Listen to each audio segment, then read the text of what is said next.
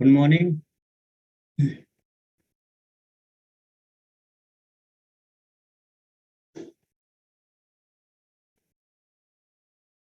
Voice आ रही है?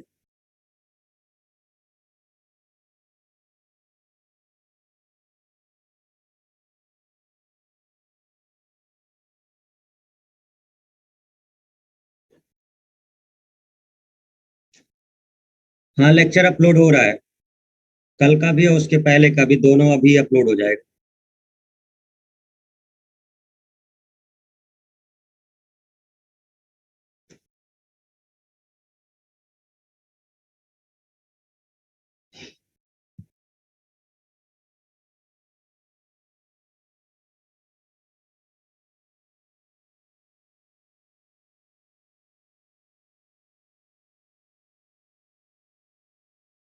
चलिए स्टार्ट करते हैं।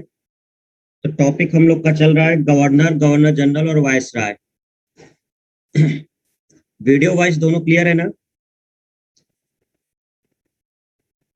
Saurabh, Abhishek, Deepak, Govind, Devendra, Meenu, Redmi, Redmi Y2, Raunak, Pankaj, Asha, Akash, Mahima, Sumit, आरती, राहुल, आकाश, मीरा, श्यामधर। दोनों क्लियर है। कल हम लोगों ने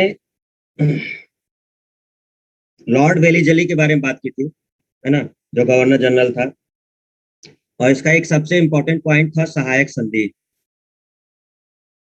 आज हम लोग उसके आगे बढ़ते हैं। देखो, लॉर्ड वेलीजली कब तक था गवर्नर जनरल? तो 1798 से 1805। चलिए अगला नोट करिए। देखो, कुछ ऐसे हैं जिनके बारे में आपको डिटेल पढ़ना है, कुछ ऐसे हैं जिनके बारे में बहुत कुछ जानना नहीं है, क्योंकि बहुत सारे गवर्नर जनरल हैं और गवर्नर हैं उसमें। तो अब हम लोग बात करेंगे सर जॉर्ज बालो। सर जॉर्ज बालो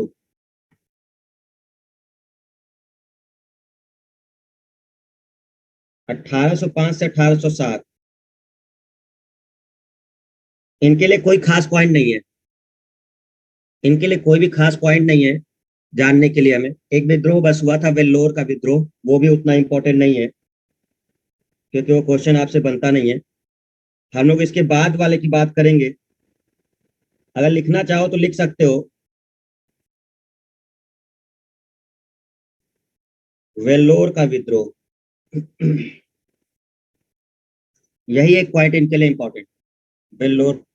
सर आवाज स्लो आ रही है, हेडफोन लगाए हैं फिर भी सर आवाज स्लो आ रही है।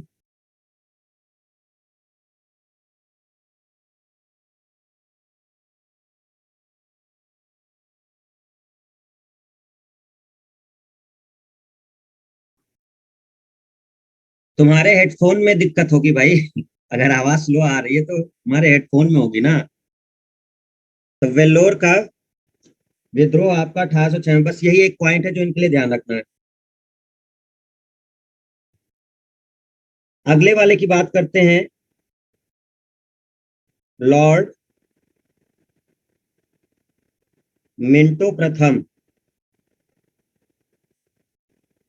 इनके लिए आपको कुछ ध्यान रखना है। 1807 से 1813 तक, 7 से 13 तक लॉर्ड मिंटो प्रथम।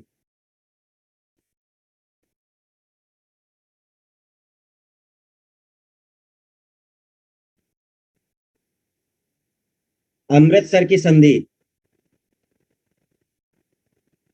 1809।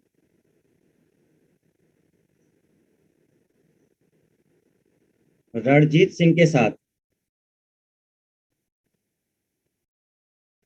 ये आपको बताया था पंजाब, जब पढ़ा रहे थे पंजाब वाला टॉपिक, तो पंजाब में आपको बताया था कि महाराजा रणजीत सिंह उस समय राजा थे। और उनके साथ जो अमृतसर की संधि हुई थी 1809 में अंग्रेजों से, वो उस समय लॉर्ड मिंटो प्रथम ही था। तो इसी के साथ उसकी हुई थी। एक और इंपॉर्टेंट पॉइंट इनके लिए है, 1813 का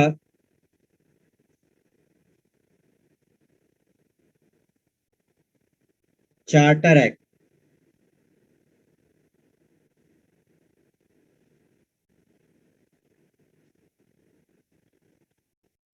1813 का चार्टर एक्ट इसी के समय में पारित हुआ। ठीक है, इसी के समय में 1813 का चार्टर एक्ट पारित किया गया।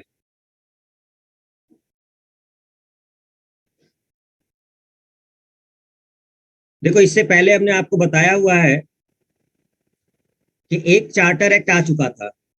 वो चार्टर एक्ट कब आया था? 1793 में। एक चार्टर एक्ट आया था ना 1793 में, और हर 20 साल के बाद उसको रिवाइज करना था। तो अगले 20 साल के लिए जो अब अगला चार्टर एक्ट आया है वो आपका आया है 1813 का चार्टर एक्ट। फिर अगला कब आएगा? 1833 में, और फिर 1853 में। तो हर 20 साल वाला जो कॉन्सेप्ट था वो आपका। तो 1813 का चार्टर एक्ट ये पारित हुआ। कुछ पॉइंट्स हम आपको बता देते हैं चार्टर एक्ट के, कुछ मेन मेन पॉइंट्स आपको बता देते हैं। 1793 वाला चार्टर एक्ट तो क्लियर है ना सबको? उसमें पीछे हमने डिस्कस किया था। 1793 का चार्टर एक्ट,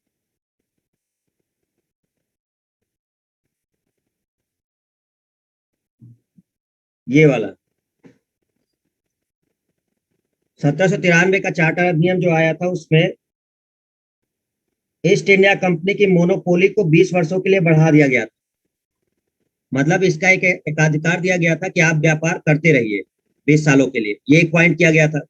दूसरा, जो बोर्ड ऑफ डायरेक्टर्स थे उनकी सैलरी भारतीय राजस्व से देने की व्यवस्था की गई। ये दो चीजें थी। क्लियर है? 93 में। 1813 में क्या किया जाएगा? कुछ चीजें चेंज की जाएंगी। देखो, पहला क्या किया जाएगा,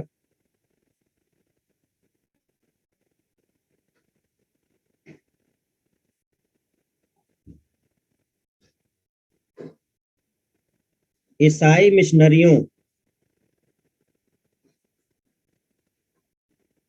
को भारत में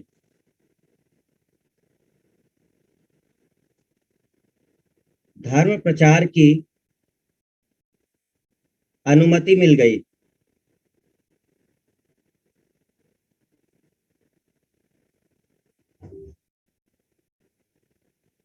भारतीय शिक्षा व्यवस्था पर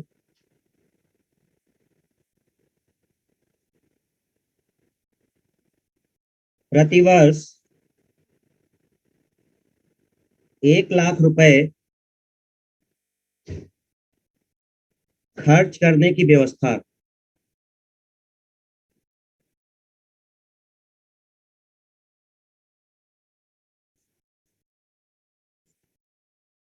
लोकल गवर्नमेंट को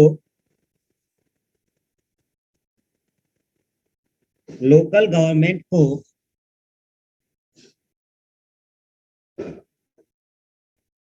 पावर दी गई टू इम्पोज टैक्सेस।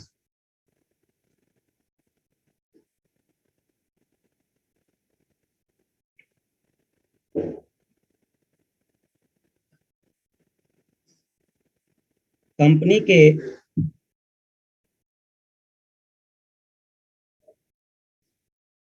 व्यापारिक एकाधिकार को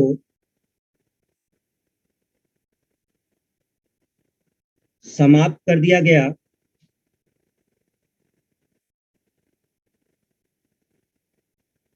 लेकिन चाइना के साथ ट्रेड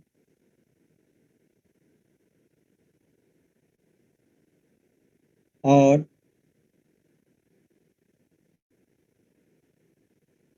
भारत के साथ टी का व्यापार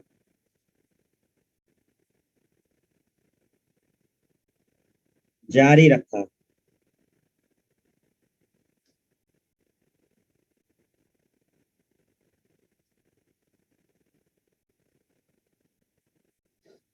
अब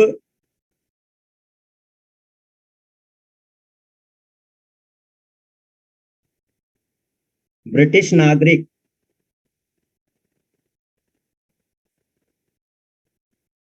भी भारत में व्यापार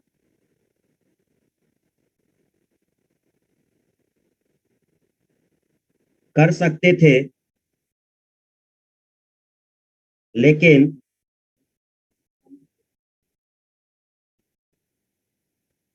बोर्ड ऑफ कंट्रोल से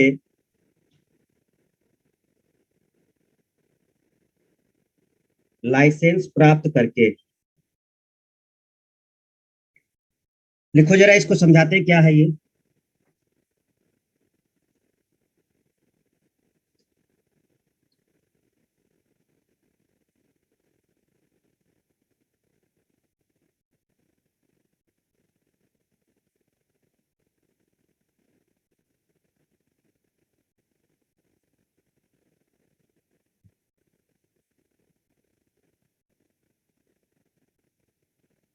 नोट हो गया? देखो बहुत इंपॉर्टेंट है, ध्यान रखिएगा। ये जो एक्ट है, चार्टर एक्ट 1813 का, ये काफी इंपॉर्टेंट पॉइंट है। चार्टर के बारे में हम बात बता चुके हैं। जो लोग नहीं पीछे किए क्लास, वो समझ ले कि चार्टर एक आदेश पत्र होता था जो ब्रिटेन की संसद प्रोवाइड किया करती थी कंपनी को, कि वो किस तरह से यहाँ पर चीजों को सुचारू रूप से चलाएगी। तो इस तरह से ये आदेश पारित किया जाता था।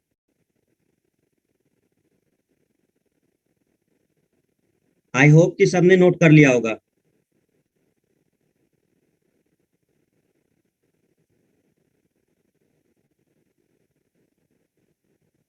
ट्रेड का मतलब व्यापार होता है। ट्रेड मतलब व्यापार। ट्रेड मतलब व्यापार। ट्रेड का मतलब व्यापार होता है।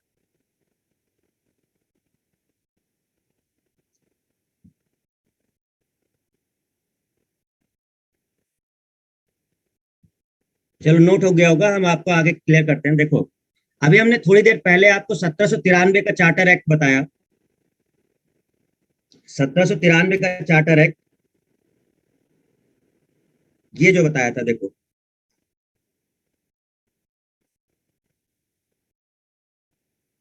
1793 का चार्टर अधिनियम जो बताया था, ईस्ट इंडिया कंपनी की मोनोपोली को 20 वर्षों के लिए बढ़ा दिया गया था। देखो, मोनोपोली का मतलब होता है एकाधिकार होना। एकाधिकार का मतलब कि यही कंपनी व्यापार करेगी भारत। तो ये काम 1793 में कर दिया गया था कि 20 वर्षों के लिए हम आपको अधिकार दे रहे हैं कि आप यहाँ पे करें। इसका मतलब कि कोई दूसरी कंपनी यहाँ आके व्यापार नहीं करेगी इंग्लैंड की, क्योंकि जिसको अधिकार दिया जाता था वही आके यहाँ पे व्यापार करेगा। तो 20 वर्षों के लिए बढ़ाया गया था। और 1813 20 वर्ष हो चुके हैं, क्योंकि 1793 के बाद 20 वर्ष के लिए जब दिया गया तो 1813 आया। तो अब इन्होंने कुछ चेंजेस किए। क्या, हमने काफी समय आपको दे दिया, अब कुछ चीजें आपको चेंज करनी पड़ेंगी। तो 1813 का चार्टर अधिनियम में कुछ चेंजेस किए गए। क्या किया गया? तो सबसे पहले व्यापार की हम बात कर लेंगे। पहले ये देखो कि जो ईसाई मिशनरी हैं, अब आप समझिए जरा, इस समय ईसाई मिशनरी भी चल रही है भारत में। तो ईसाई मिशनरी जो सबसे पहले भारत में बड़े लेवल पे आनी शुरू हो गई, वो आई 1813। इस चार्टर अधिनियम ने यह अधिकार दे दिया कि अब जो इंग्लैंड के जो भी धार्मिक गुरु हैं, ईसाई धार्मिक गुरु हैं, पादरी वगैरह हैं, जो धर्म का प्रचार करते हैं, वो लोग भारत में आए और अपने धर्म का प्रचार करें, ईसाई बनाए। कुल मिला के अब यहाँ पर एक चीज शुरू होने वाली है जिसमें अब बड़े लेवल पर ईसाई बनाए जाएंगे। बोर्ड ऑफ कंट्रोल के बाद क्या है सर? बोर्ड ऑफ कंट्रोल के बाद लाइसेंस है। लाइसेंस, इंग्लिश जरा सी लिख दो ना तो तुम लोग बस खत्म हो जाते हो तुरंत।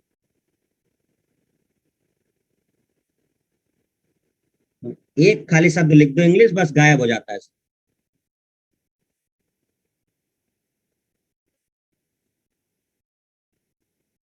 तो सीधी सी बात ये हुई कि ये एक्ट एक ऐसा पारित किया गया, 1813 का चार्टर एक्ट, कि अब जो भी इंग्लैंड के मिशनरियां हैं ईसाई, वो अब भारत में आए और बड़े लेवल पर या जिस भी हिसाब से वो कन्वर्ट कर सकते हैं वो कन्वर्ट करें। कहा तो ये जाता है कि वो धर्म के प्रचार के लिए आए थे, कि मतलब अपना सुपीरियर दिखाने के लिए, कि जो ईसा मसीह हैं उनके बारे में चीजें बताने के लिए। बट ये आगे चल करके बहुत बड़े लेवल पे होगा और कन्वर्जन शुरू हो जाएगा। ठीक है,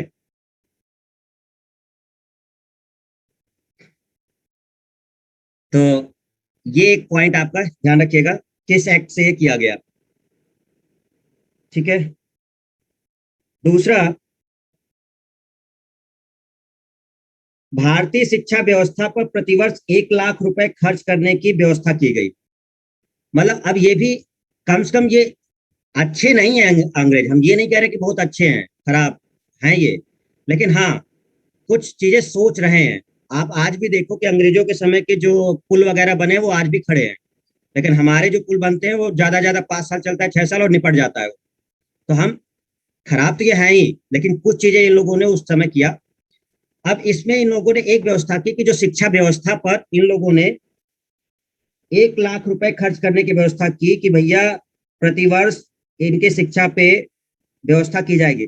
बट ये अच्छा मत समझिए, ये अंग्रेजी शिक्षा को बढ़ावा देने वाले हैं। मतलब ये जो यहाँ की शिक्षा व्यवस्था है ये उसको खत्म करने वाले हैं। जो यहाँ की गुरुकुल पद्धति चल रही है, जो यहाँ पे चीजें चल रही हैं वो खत्म होंगी, और सीधे सीधे विश्वविद्यालय वगैरह इस तरह की चीजें सामने आएंगी आगे। तो ठीक है, कोई बात नहीं, भारतीय शिक्षा पे इन्होंने व्यवस्था की। लोकल गवर्नमेंट को पावर दी गई टू इम्पोज टैक्सेस। कहने का मतलब ये था कि अभी तक क्या था कि कंपनी जो थी, कंपनी के अधिकार में सब कुछ था। तो कंपनी, जो ईस्ट इंडिया कंपनी थी, वही सब कुछ देख रही थी, व्यापारिक राजनीतिक जो भी चीजें चल रही थी, और टैक्स इंपोज करने का भी। लेकिन इन लोगों ने कहा कि अगर कोई गांव लेवल पर है तो वो गांव को ज्यादा समझता होगा, अगर वो गांव को ज्यादा समझता है तो हम ये अधिकार उसको क्यों ना दे दें, ताकि वो अपने हिसाब से चीजों को लागू कर सके। जो जिले स्तर पर है तो जिले वाला उसको ज्यादा समझता होगा। तो ये एक व्यवस्था इन्होंने की कि हम बंगाल में बैठे बैठे टैक्स इंपोज कर रहे हैं पूरे भारत में, और हमें ये नहीं पता कि महाराष्ट्र की कैसी व्यवस्था है, बंतरास की कैसी व्यवस्था है, दिल्ली में कैसी व्यवस्था चल रही है। तो यहाँ से कुछ दिक्कतें हैं, तो हम क्यों ना वहाँ की लोकल गवर्नमेंट बॉडी को ये मतलब प्रोवाइड कर दें कि वो अपने हिसाब से टैक्सेस इंपोज कर सके। तो टैक्सेस इंपोज करने का एक प्रावधान दिया गया, लेकिन मेन कंट्रोल जो बंगाल का गवर्नर जनरल होगा वो उसके हाथ में रहेगा। तो एक व्यवस्था इन्होंने कर दी कि लोकल गवर्नमेंट को पावर दी गई to impose tax. Impose tax का मतलब टैक्स लगाने से बात हो रही है। अब ये है मेन पॉइंट, जो आप देखोगे, कंपनी के व्यापारिक एकाधिकार को समाप्त कर दिया गया। अभी आपने 1793 का चार्टर एक्ट देखा कि उसमें 20 सालों के लिए बढ़ा दिया गया था कि एकाधिकार ईस्ट इंडिया कंपनी की होगी। लेकिन जब 1813 का आया तो इन्होंने इस एकाधिकार को खत्म कर दिया। इसका क्या मतलब है? इसका मतलब ये है कि जब किसी एक पर्सनल व्यक्ति के एकाधिकार को खत्म किया जाता है तो अब कोई भी व्यक्ति वहां पर आ सकता है। जैसे अभी इंग्लैंड से केवल ईस्ट इंडिया कंपनी को ही अधिकार दिया गया था कि आप भारत में व्यापार करिए और चीजों को समझिए, लेकिन इस एक्ट से, चार्टर एक्ट से, इस चीज को खत्म कर दिया गया।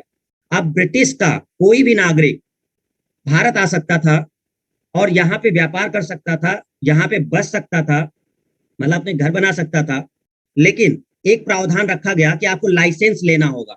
मतलब आप आ तो सकते हैं भारत, लेकिन जो ब्रिटिश संसद है और वहां पर जो एक बोर्ड ऑफ कंट्रोल रखा गया है, उस बोर्ड ऑफ कंट्रोल से आपको अनुमति लेनी होगी कि हम भारत जाने वाले हैं और हम यहाँ पे व्यापार करें और हम यहाँ पे बसने की। तो ये अनुमति आपको लेनी पड़ेगी बोर्ड ऑफ कंट्रोल से। हाँ, लेकिन अब ईस्ट इंडिया कंपनी के अलावा भी कई लोग यहाँ व्यापार करने की अनुमति मिल चुकी थी। देखिए, ये वाला जो पॉइंट है ये आगे वाले एक्ट में खत्म कर दिया जाएगा 1833 में। जब 1833 का चार्टर एक्ट आएगा तो ये जो लाइसेंस लेने की प्रथा है ये भी हटा दी जाएगी। अब कोई भी व्यक्ति आ जाएगा, बस सकेगा बिना बोर्ड ऑफ कंट्रोल के अनुमति लिए। तो अभी ये अनुमति है कि अभी अभी लाइसेंस आपको लेना है, लेकिन अगला जब चार्टर एक्ट आएगा तो ये लाइसेंस भी खत्म कर दिया जाएगा।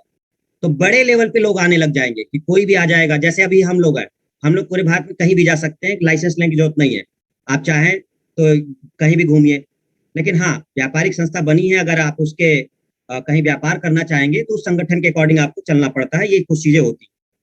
तो ये व्यवस्था एक इंग्लैंड में ये चीज सोची गई और उसी को चार्टर एक्ट के रूप में ला दिया गया। तो 1813 का चार्टर एक्ट काफी इंपॉर्टेंट है, क्योंकि कंपनी के एकाधिकार को समाप्त कर दिया गया अब इंग्लैंड का, ब्रिटिश का नागरिक कोई भी हो भारत में व्यापार कर सकते थे, यहाँ बस सकते थे, लेकिन बोर्ड ऑफ कंट्रोल से लाइसेंस लेना होगा, बस इतना ध्यान रखना है। एक चीज कंपनी के पास रखी गई, क्या रखी गई, ये वाला पॉइंट, चाइना के साथ ट्रेड। मतलब चाइना के साथ जो कंपनी का व्यापार चल रहा है ये चलता रहेगा, इस अधिकार, इस वाले पर किसी और का अधिकार नहीं होगा, ये कंपनी ही करेगी। हमारी बात समझिएगा। और दूसरी बात, भारत के साथ जो चाय का व्यापार चल रहा है ये भी कंपनी ही देखेगी। दो चीजों को कंपनी के पास रखा गया। बाकी सारे जो व्यापारिक अधिकार थे वो सबके लिए खोल दिया गया, लेकिन भारत के साथ जो चाय का व्यापार चल रहा था इस पर कंपनी का ही अधिकार रखा गया कि ईस्ट इंडिया कंपनी ही करेगी ये काम। और चाइना के साथ जो व्यापार चल रहा था ये भी कंपनी ही देखेगी। तो ये दो काम कंपनी को ही दिए गए, बाकी सारे जो व्यापार थे उसमें कोई भी आके कर सकता था। अगले एक्ट में जो 1833 का एक्ट है, इसमें यह अधिकार भी समाप्त कर दिया जाएगा। ये जो चाय का अधिकार है ये भी खत्म हो जाएगा कंपनी से, और जो चाइना का है ये भी खत्म हो जाएगा। मतलब पूरी तरीके से व्यापार के अधिकार को समाप्त कर दिया जाएगा कंपनी से, फिर कोई भी किसी भी व्यापार को कर सकता था। लेकिन अभी ये नियम है 1813 में। तो कुछ मेन पॉइंट्स जो आपको हमने बताया उसको रिवाइज कर लीजिए, बहुत इंपॉर्टेंट है, ये पॉलिटी का पार्ट है। ये आप जब पॉलिटी पढ़ेंगे, संविधान, कॉन्स्टिट्यूशन कैसे बना, तो कॉन्स्टिट्यूशन बनने से पहले आपको ये सारी चीजें बताई जाएंगी। चार्टर एक्ट जो आए हैं यहीं से शुरुआत होती है, फिर चार्टर एक्ट समझाने के बाद फिर कॉन्स्टिट्यूशन पे बढ़ा जाता है। तो ये जो आप पढ़ रहे हैं ये पॉलिटी में भी आप शुरुआत में ही पहले ही चैप्टर में आप ये पढ़ेंगे। तो 1813 का जो चार्टर एक्ट है इसके अकॉर्डिंग अगर हम समझे तो पहला, ईसाई मिशनरियों को अनुमति दे दी गई भारत में धर्म प्रचार की। ठीक है। दूसरा, भारतीय शिक्षा व्यवस्था पर प्रतिवर्ष 1 लाख रुपए खर्च करने की व्यवस्था की गई। तीसरा, लोकल गवर्नमेंट को पावर दी गई इम्पोस्ट टैक्स करने की। चौथा, कंपनी के एकाधिकार को समाप्त कर दिया गया, लेकिन चाइना के साथ व्यापार और भारत के साथ चाय का व्यापार ये दोनों जारी रहेगा। ठीक है। अब ब्रिटिश नागरिक भारत में व्यापार कर सकते थे कंपनी के अलावा, लेकिन उनको बोर्ड ऑफ कंट्रोल जो इंग्लैंड में है उससे उनको लाइसेंस लेना पड़ेगा। ये एक मेन पॉइंट है। देखो एक ऐसी चीज है, कहा जाता है कि जब अफ्रीका में ईसाई मिशनरियां पहुंची थी तो वो लोग बाइबल लेके गए, वहां पे उन लोगों ने बाइबल की शिक्षा दी कि ईसा मसीह जो है इनको मानिए, और बाइबल का ज्ञान बांटा। तो कहा, कहते हैं कि उनके पास बाइबल थी, हमारे पास जमीनें थी, और कुछ समय के बाद हमारे हाथ में बाइबल थी और उनके पास हमारी सारी जमीनें थी। और ये है, ये फैक्ट है।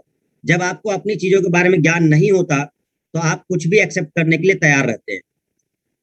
तो जब बाइबल लेकर के वो लोग आए, भारत की नहीं बात कर रहे अभी, अभी तो शुरू हुआ है, अफ्रीका वगैरह की बात कर रहे हैं, तो वहां पर वो बाइबल लेके जब पहुंचे तो उन्होंने ढेर सारी शिक्षाएं दी। उन लोगों को बहुत अच्छा लगा और सब लोग उसको फॉलो करने लग गए।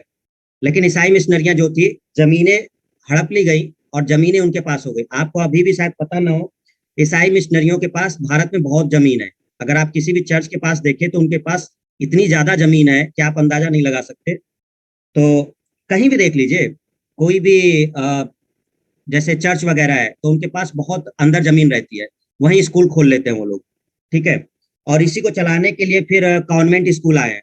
कभी और डिस्कस करेंगे कॉन्वेंट के बारे में, कॉन्वेंट का असल मतलब क्या होता है। ठीक है। तो कॉन्वेंट स्कूल चलाए गए थे, फिर वहां पे व्यवस्था रखी गई थी फादर और सिस्टर की। ये भी एक मतलब है, इसको अभी हम डिस्कस नहीं कर रहे, फिर कभी हम डिस्कस करेंगे इसे। ठीक है। तो ये कुछ ऐसी चीजें हुई। तो अब अभी किसी को समझ में नहीं आ रहा कि ये क्या होगा, लेकिन आगे चल के सबको समझ में आ जाएगा। 100 साल के बाद सब पता चल जाएगा कि क्या होने वाला है भारत। ठीक है। तो सर स्टार्टिंग का दिखा दीजिए, स्क्रीनशॉट लेना है, लिखना नहीं है, स्क्रीनशॉट लेना है। एक कसम से ये ऐसे ऐसे बैठे हैं सब, स्क्रीनशॉट ही लेना है तो हम नोट्स ना शेयर कर दे तुम्हें सीधे।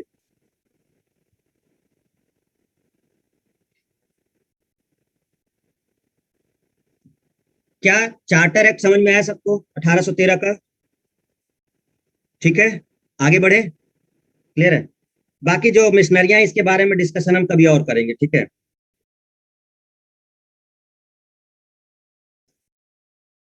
अब नेक्स्ट हम लोग देखते हैं कि अगला कौन है। तो अगला आया, अच्छा एक और शुरू हो गया है, बाल बाइबिल करके किताब आ रही है बच्चों के लिए। जैसे हम लोग के पास एक किताब नहीं हुआ करती थी छोटे बच्चों के लिए, बाल और वो सिखाया जाता था, तो अब एक बाइबिल आती है जिसको कहते हैं बाल बाइबिल। केजी से ही शुरुआत हो जाएगी, क्लास 1 से ही आपको पढ़ाया जाएगा। मंदिर बनाया जाए, चर्च को मंदिर का रूप दिया जा रहा है, जिसमें ईसा मसीह के मूर्तियां वगैरह है, और उसमें सारे तरीके हिंदू रीति रिवाज के हैं, मंदिर वगैरह के, उनको चढ़ावा चढ़ाया जाता है, मिठाई खिलाई जाती है, सब कुछ किया जाता है, उसको मंदिर का नाम चर्च का तो है, साथ में मंदिर जोड़ दिया गया है। ठीक है, तो हमारे कुछ बुद्धिजीवी लोग हैं, इन सबको सपोर्ट कर देंगे। ठीक है, करने दो सपोर्ट, हमें क्या करना है। तो चलिए आगे देखते हैं इसमें क्या है। अब कई तो हमें कट्टर बना ही चुके हैं, कोई बात नहीं। ठीक है, जो हमारा ज्ञान हमारे पास है वो हमारे पास रहेगा, आपका जो ज्ञान है वो आपके पास रहेगा। ठीक है, तो चलिए आगे देखते हैं। तो हमने बात की किसकी, लॉर्ड मिंटो प्रथम की। तो लॉर्ड मिंटो प्रथम जो है आपका, वो 1807 से 1813। ठीक है, ये बात हो गई, और 1813 का चार्टर एक्ट आपका कंप्लीट हुआ। इसके बाद कौन आता है, अब है इंपॉर्टेंट, यहां से आपका इंपॉर्टेंट शुरू होता है। लॉर्ड हेस्टिंग्स, ध्यान रखिएगा, ये बहुत इंपॉर्टेंट पॉइंट है लॉर्ड हेस्टिंग के लिए। 1813 से 1823। ठीक है, 1813 से 1823।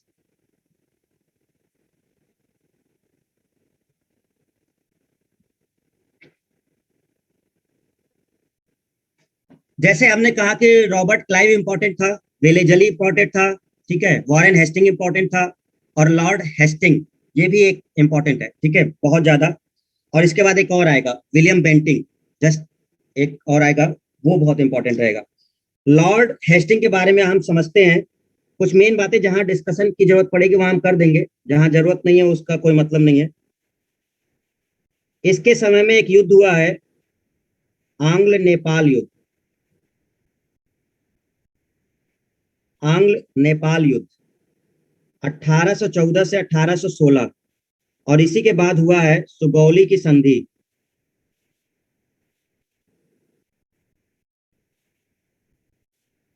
ये बहुत इंपॉर्टेंट है, जो सुगौली की संधि है इसको याद रखिएगा, सुगौली की संधि। ठीक है, 1816 में। वैसे इसको जो लिखा गया था 2 दिसंबर 1815 को लेखबद्ध किया गया। लो हिंदी है, लिखो तुम लोग।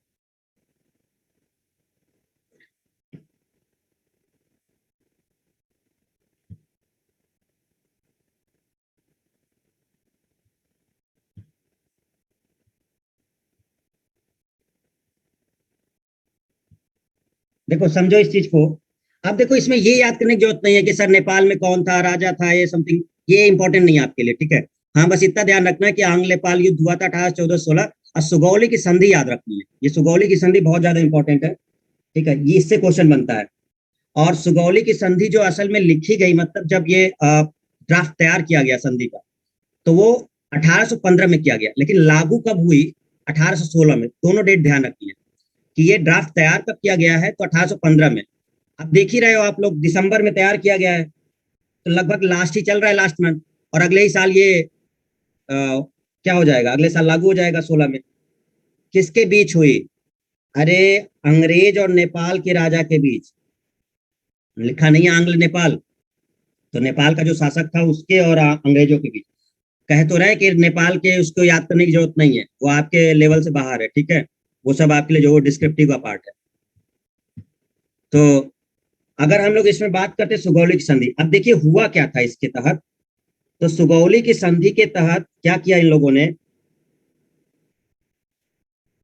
इस संधि के तहत कुमायूं, गढ़वाल, कुमाऊं है, कुमाऊं, कुमाऊं पड़ता है, गढ़वाल, शिमला, रानीखेत, अंग्रेजों के पास चला गया।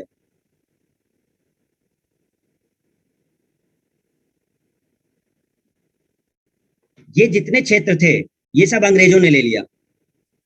इस संधि के तहत बस इतना ही ध्यान रखना है कि जो कुमाऊं, ये गढ़वाल कुमाऊं ये सब उधर का है, उत्तराखंड और हिमाचल के जो एरिया पड़ते हैं उधर गढ़वाल पड़ता है, उत्तराखंड वगैरह। तो कुमाऊं, गढ़वाल, शिमला, शिमला आपका देख ही रहे हो सर का, और रानीखेत, ये सारे जो क्षेत्र थे ये अंग्रेजों ने अपने पास रख लिए इस संधि के तहत। तो आपको ये सुगौली की संधि याद रखनी है, किसके समय में हुई है? लॉर्ड हेस्टिंग के समय में हुई है। और कब हुई है? तो अगर लागू की बात करें तो 1816 में लागू हुई है, लेकिन ड्राफ्ट कब तैयार किया गया था? तो 1815 में।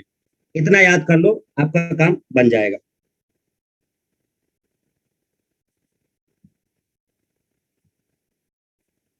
1817 में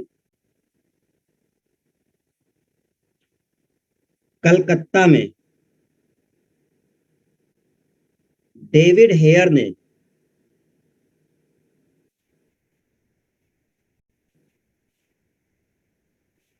हिंदू कॉलेज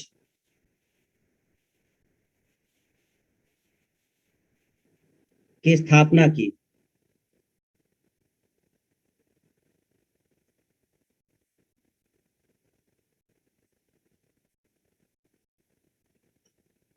पिंडारियों का दमन तथा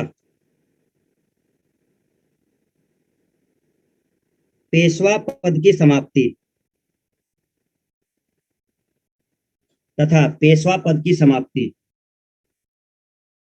1818।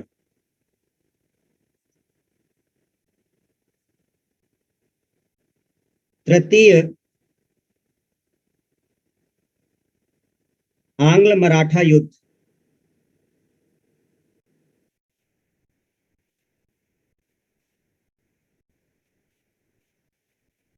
तथा मराठा संघ का कंपनी के साम्राज्य में विलय।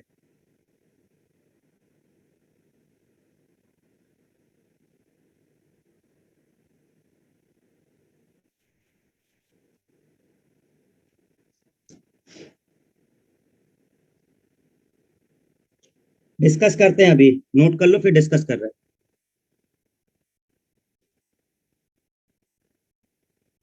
लेखबद्ध का मतलब रिटेन है, लिखा गया, रिटेन। ठीक है। मद्रास में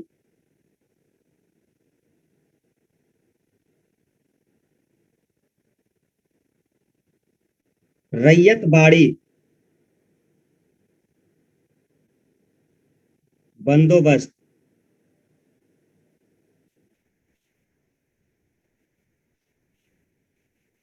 लागू।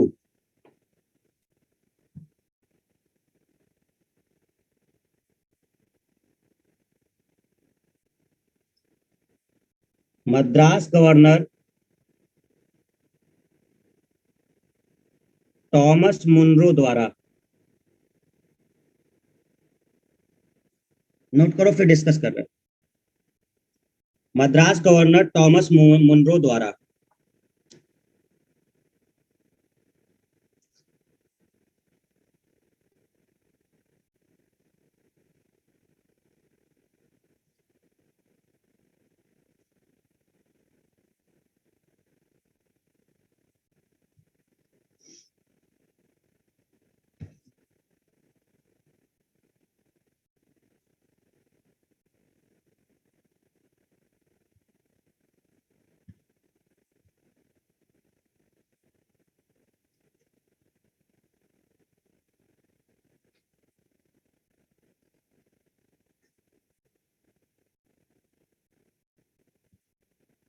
लिख रहा है बाहुबली वाला पिंडारी क्या?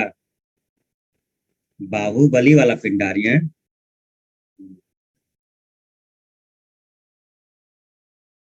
बाहुबली वाले पिंडारी क्या सर? अच्छा। देखा है क्या बाहुबली? तो पिंडारी देखे ना।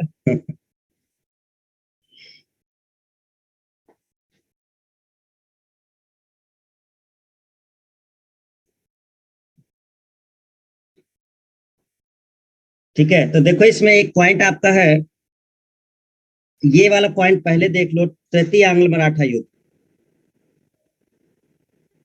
चलो कोशिश करेंगे कि पहले हम एक आंग्ल मराठा युद्ध ही समझा दे आपको, क्योंकि तीनों हो चुके हैं भाई, प्रथम आंग्ल मराठा, द्वितीय और तृतीय, और किसके किसके समय में हुआ है आप लोग ध्यान रखेंगे इसे। रैयतवाड़ी, मद्रास, बारामहल, इसका क्षेत्र। हम्म तो तृतीय आंग्ल मराठा युद्ध हुआ 1817 से 1818। ये युद्ध जो तृतीय हुआ है, इसने मराठों को एकदम खत्म करके रख दिया। हम आपको बताएंगे इसमें क्या हुआ असल में। ये जो तीसरा आंग्ल मराठा युद्ध हुआ है, अब मराठा खत्म है बिल्कुल, मतलब कोई पावर नहीं रह गई अब इनकी। और कंपनी ने क्या किया कि जो मराठा का पूरा संघ था सब मिला लिया, जितना क्षेत्र मराठा का था, पूना से लेकर के महाराष्ट्र का जो एरिया था, ठीक है, और नीचे जो भी एरिया उसके अधिकार में थे, वो सब कंपनी ने अपने अधिकार में ले लिया। ठीक है, ये कैसे हुआ ये हम आपको युद्ध जब समझाएंगे तब समझा देंगे। ठीक है, और मराठा संघ का इसने कंपनी साम्राज्य में विलय कर लिया। तो ये ध्यान रखना है कि ये किसके समय में हुआ है, तीसरा आंग्ल मराठा युद्ध। तो जो गवर्नर जनरल है लॉर्ड हेस्टिंग, ये इसी के समय में हुआ है। आपको ये बातें याद रखनी है कि किसके समय में क्या हुआ है। ठीक है, क्वेश्चन यही बनते हैं। और आपको हम बहुत एक्स्ट्रा लेवल का पढ़ा रहे हैं, ये केवल आपका एसएससी लेवल नहीं है, ये अगर आप और भी एग्जाम देना चाहोगे ऑब्जेक्टिव आप दे सकते हो। अच्छा, दूसरी बात अगर आपको बता दें कि ये हिंदू कॉलेज की जो स्थापना है, हिंदू कॉलेज, ये कलकत्ता में, एक कल देखो एक अभी कॉलेज बना था फोर्ट विलियम वाला, पीछे अगर हमने बताया उसको रिवाइज कर लेना, फोर्ट विलियम बना था। अब हिंदू कॉलेज की स्थापना कलकत्ता में। अच्छा, सब चीज कलकत्ता से क्यों शुरू हो रही है, क्योंकि कलकत्ता से शुरू क्यों हो रही है, क्योंकि जो गवर्नर जनरल है वो सब कहाँ बैठ रहा है, बंगाल में ही बैठ रहा है, और सारे कंट्रोल उसी के हाथ में है। तो मेनली जो चीजें शुरू हो रही है वो कलकत्ता से ही हो रही है ना। सुप्रीम कोर्ट की भी स्थापना वही हुई, आपको पता होगा कि कलकत्ता राजधानी रही है, बाद में दिल्ली शिफ्ट हुई है ना, पहले वही रहा है सब कुछ। एक ये हुआ। और जैसे ये आंग्ल मराठा युद्ध खत्म हुआ है, जब परिसंघ में मिला लिया गया, ये जो पेशवा हैं, अब ये पद वद जो चला आ रहा था, पेशवा पेशवा बाजीराव प्रथम, बाजीराव द्वितीय, माधवराव, ये सब समाप्त कर दिया। अब कोई पेशवा नहीं बनेगा यहाँ का मराठा, क्योंकि अब ये सब कंपनी का भाग है। तो ये ध्यान रखना, ये क्वेश्चन ऑब्जेक्टिव बनता है।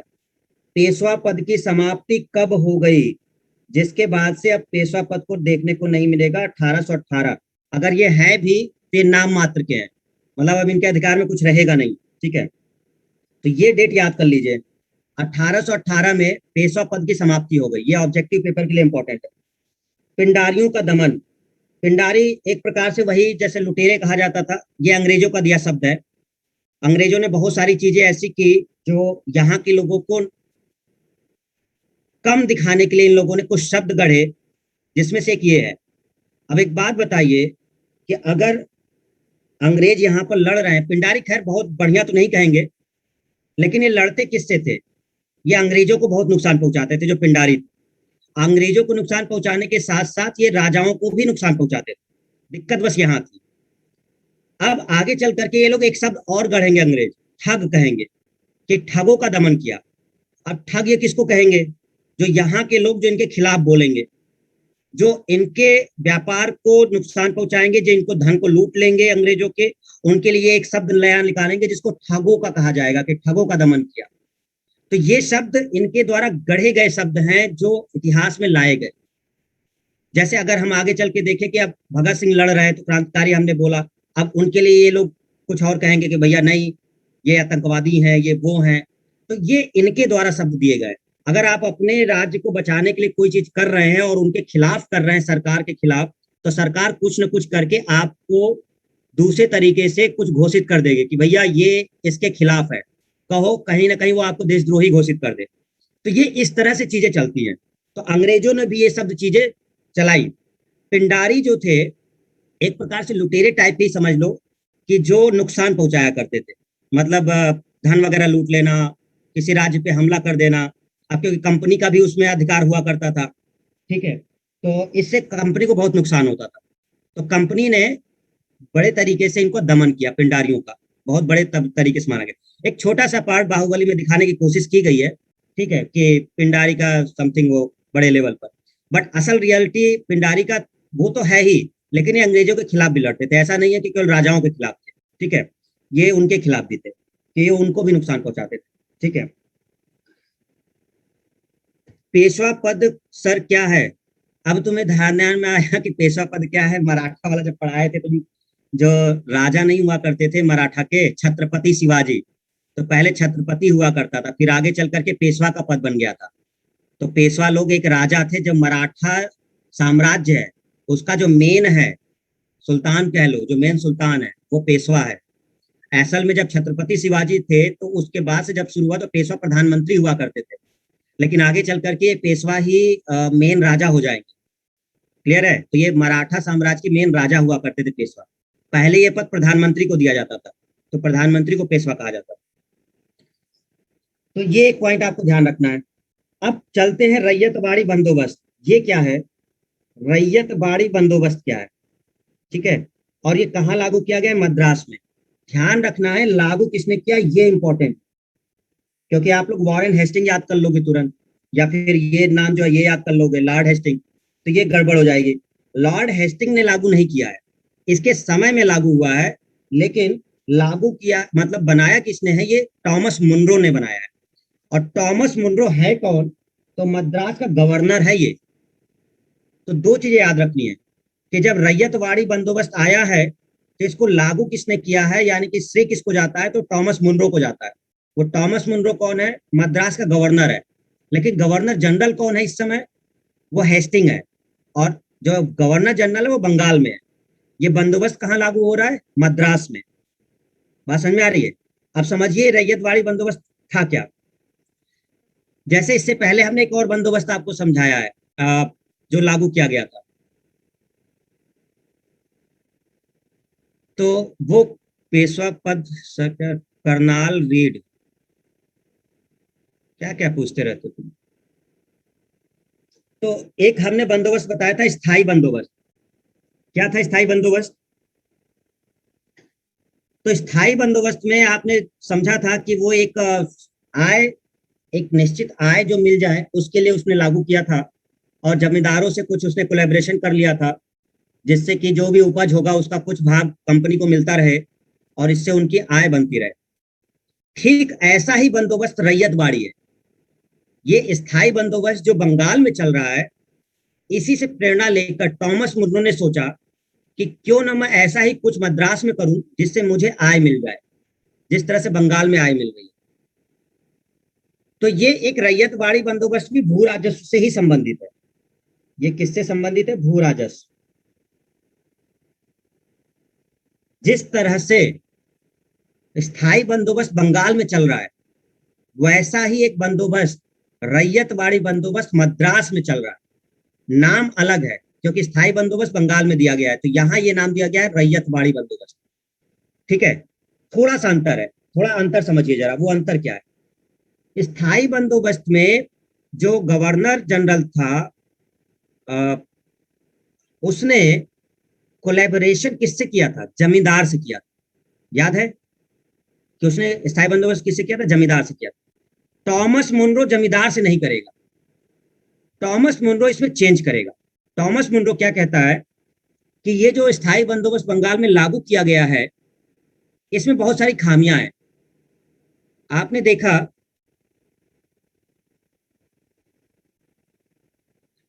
तो आपने देखा इसमें कि जब जमींदार से वो कर रहा है तो जमींदार किसानों में बहुत अत्याचार करेंगे। भाई सीधी सी बात है कि 8/9 भाग कंपनी को देना है, 1/9 भाग जमींदार को लेना है, किसान को क्या बचेगा? तो बहुत सारी खामियां थी इसमें और बहुत सारा अत्याचार किसानों पर किया गया। किसानों की जमीनें छीन ली गई स्थायी बंदोबस्त में, जमींदार के अधिकार में आ गया, जमींदार पावरफुल होते चले गए, अमीर होते चले गए, किसान गरीब होता चला गया। तो इन सब चीजों को देखते हुए थोड़ा सा चेंज किया इसने रैयतवाड़ी में। टॉमस मुनरो ने सीधा जमींदार से न कोलैबोरेशन करके किसानों से कोलैबोरेशन किया। मतलब वो ये कहता है कि मैं जमींदार को बीच में क्यों लाऊं, जब मुझे किसानों से ही सब चीजें प्राप्त करनी है तो मैं डायरेक्ट किसान से क्यों ना प्राप्त करूं। तो ये जो बीच का बिचौलिया जमींदार है, इसको इसने खत्म कर दिया रैयतवाड़ी में।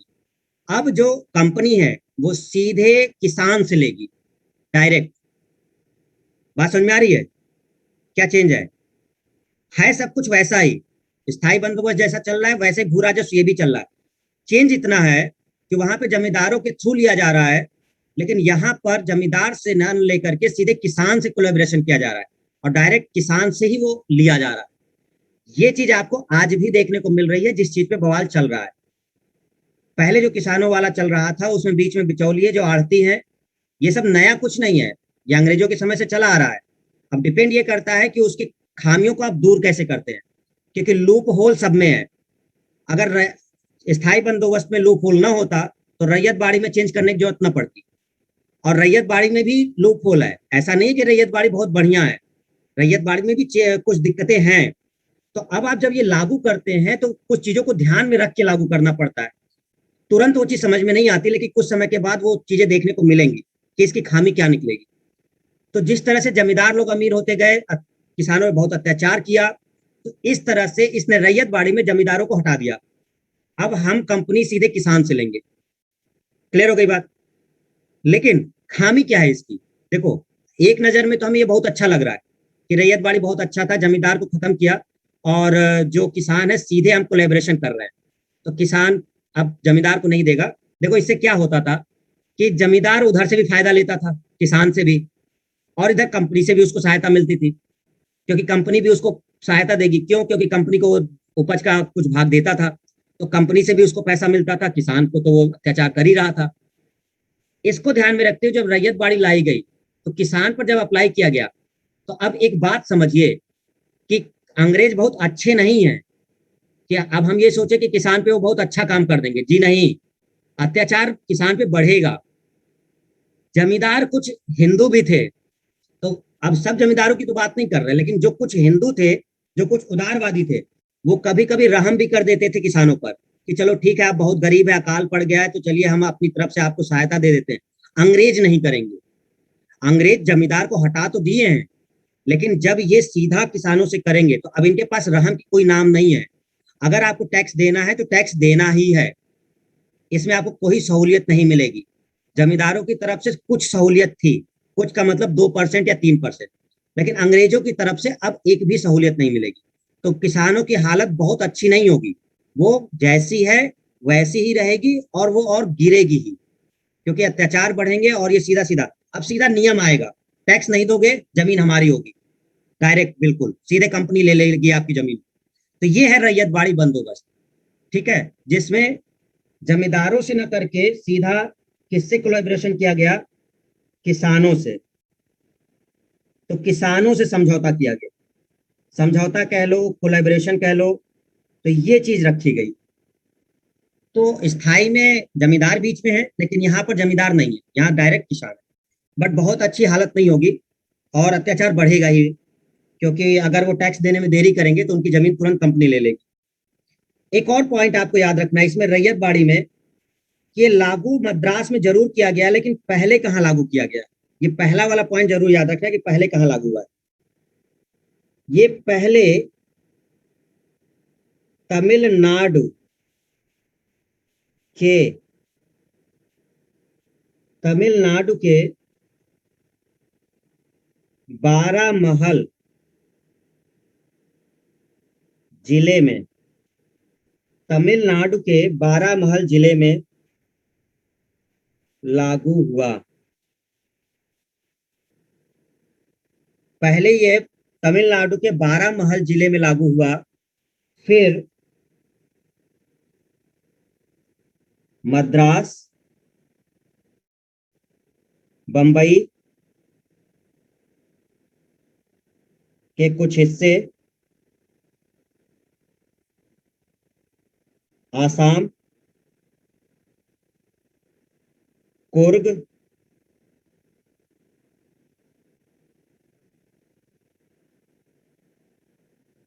कर्नाटक में लागू हुआ। आपको ये ध्यान रखना है कि रैयत बाड़ी सबसे पहले लागू कहाँ किया गया है। तो पहले तो ये तमिलनाडु के बारामहल जिले में लागू हुआ है, ठीक है, और फिर हम कहेंगे कि जो मद्रास है उसमें फिर किया गया, ठीक है। तो पहले एक छोटे से जिले में लागू किया गया था, जब उन्होंने देखा कि ये सफल है, ये व्यवस्था सफल है, तब इन्होंने मद्रास वगैरह सब में लागू कर दिया। हमदर्दी और अत्याचार बराबर है यही कह लो, मतलब लालच देकर के कि चलो हमने जमींदार को हटा दिया है और अब हम आपकी स्थिति सुधार देंगे, बट अत्याचार तो होगा ही होगा। ठीक है, किसान हर तरह से मरेगा, चाहे जिस तरह से देख लो। हाँ, कुछ स्थिति तो सुधार है भाई, कम से कम।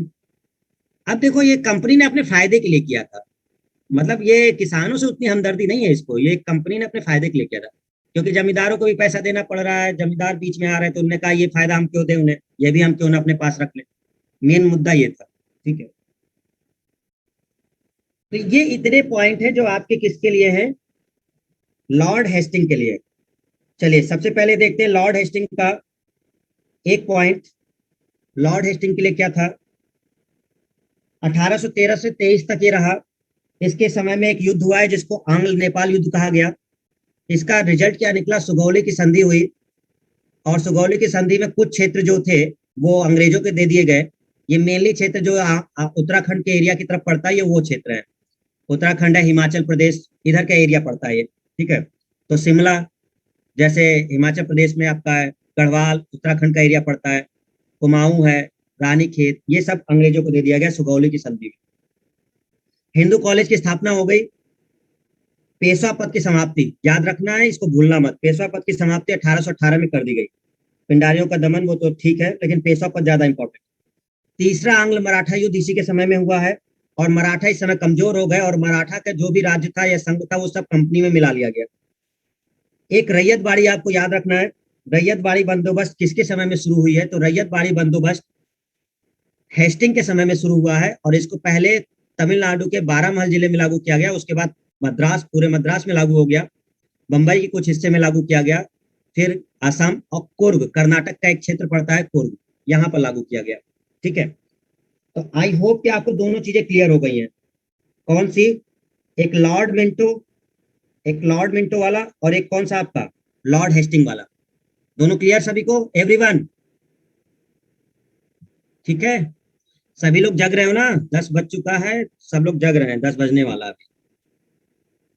ओके, चलिए एक एक और कंप्लीट कर लेते हैं। ठीक है, क्योंकि अभी ठीक है टाइम, अभी लेक्चर तो नहीं है ना आपका। असल में टॉपिक बहुत बड़ा है, क्योंकि हम लोग बहुत कुछ डिस्कस कर रहे हैं इसके बारे में। हम केवल गवर्नर नहीं पढ़ रहे हैं, आप देखो बीच बीच में हम चार्टर एक्ट वगैरह सब डिस्कस कर ले रहे हैं। अगला आएगा इसमें लॉर्ड एम हर्स्ट। इसके बारे में कोई जरूरी पॉइंट नहीं है, बस इतना याद रखना कि 1823 से 1828 ओनली। पढ़ना हमें किसे है उसको समझ लो। लॉर्ड विलियम बेंटिंग, 1828 से 1833।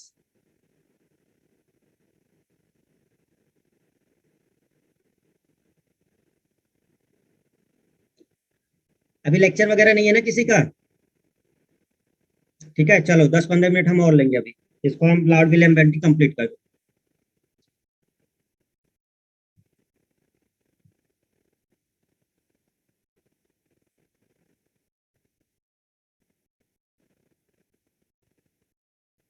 क्या कोई उदास दिख रहा है मुझे, उदास हो गया क्या कोई? उदास उदास ना हो भाई, विलियम बेंटिंग खत्म कर लेने दो, है ना।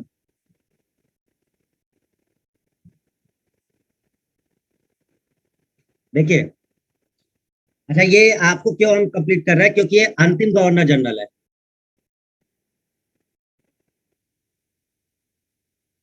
क्या दिखा रहे हो सौरभ? नहीं, कुछ तो दिखा रहे थे भाई।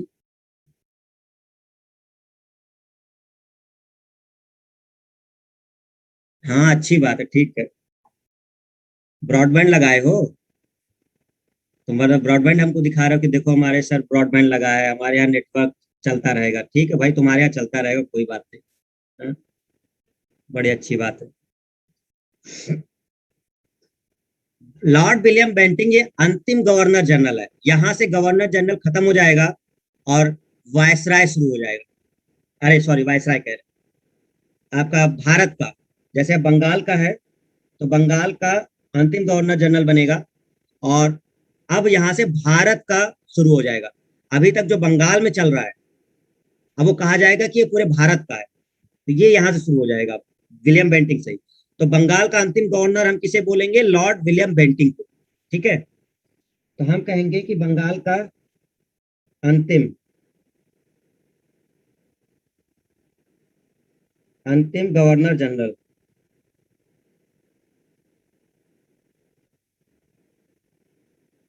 तो बंगाल का अंतिम governor general lord William Bentinck है, और यही भारत का प्रथम गवर्नर जनरल भी बनेगा।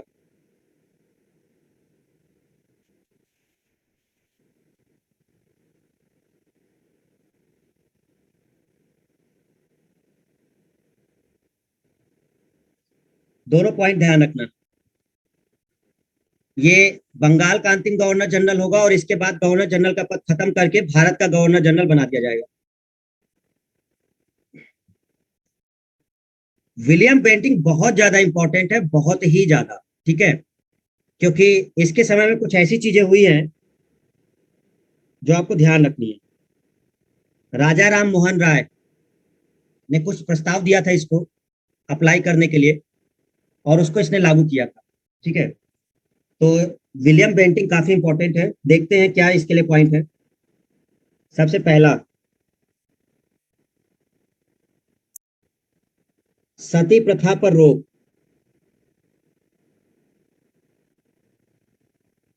1829।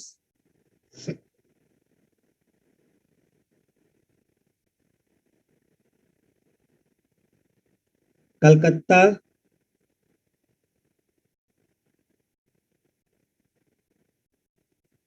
मेडिकल कॉलेज की नींव रखी।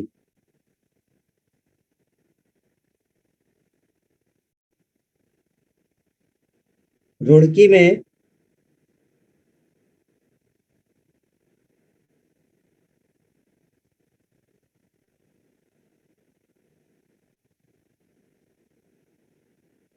प्रथम इंजीनियरिंग कॉलेज। रुड़की में प्रथम इंजीनियरिंग कॉलेज।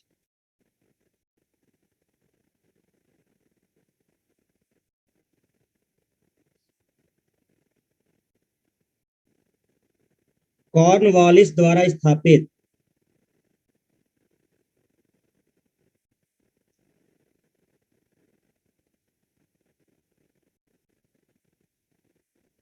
सर्किट कोर्ट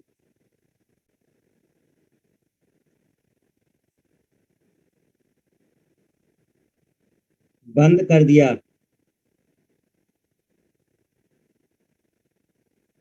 एवं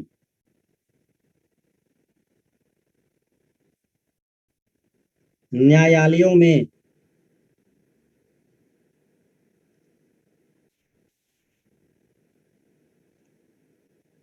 फारसी की जगह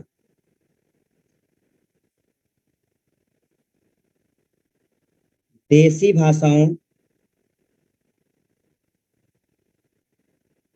को स्थान दिया।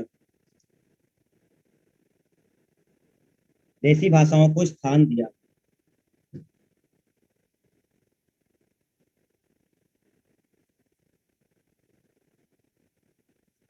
ठगी प्रथा का अंत। 1830।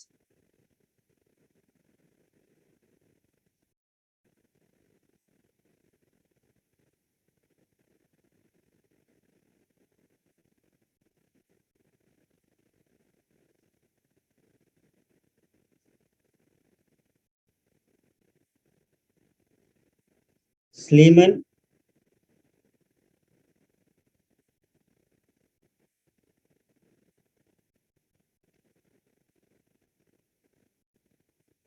नेतृत्व में।